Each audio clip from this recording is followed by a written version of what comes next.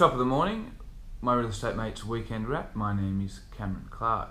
Well, the auction numbers were up this week from previous, so as we're heading deeper into February, that is very positive news. So here we go, the clearance rates and number of auctions state by state. Victoria had the highest clearance rate of 80% with 262 auctions, followed by New South Wales at 70% with 265.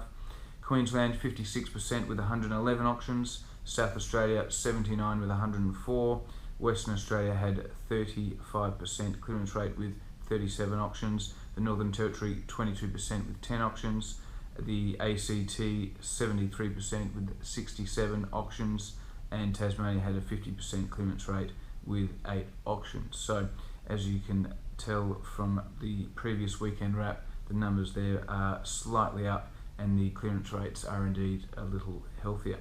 CommSec has put out a report just this week that in 2015 the total number of homes approved for construction was 232,078. Of course, that reflects the number of land sales, particularly in the middle and outer growth corridors of Victoria, New South Wales and Queensland, driving the number of sales there.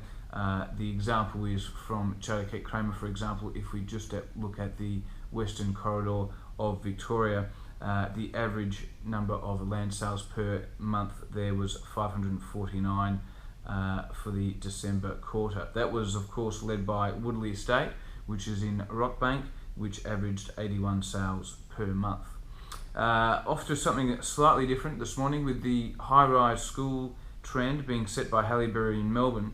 It is set to be repeated in Parramatta by Grimshaw and BVN, who are set to build at a cost of $100 million over 17 levels, another high-rise school there, and that will house 2,000 secondary school students and 1,000 primary school students. So that is again a good example of a move to high density living across all aspects of life and community. Up to Brisbane, in terms of apartment stock there, Jones Lang LaSalle has reported that there are currently 19,800 apartments either under construction or currently being marketed within the inner city precincts there, and expect to be completed between 2017. A further 19,700 apartments in inner city Brisbane are currently proposed or in the early planning stages. So indeed that is a lot of stock that's going to come to the market, being fueled of course by the push to live close to the CBD there by locals and local investment coming from the south of Melbourne and Sydney. The question is, of course, will they be rented out or rented as Airbnb, for example, which seems to be a increasing trend. Alright, so that's it for Monday.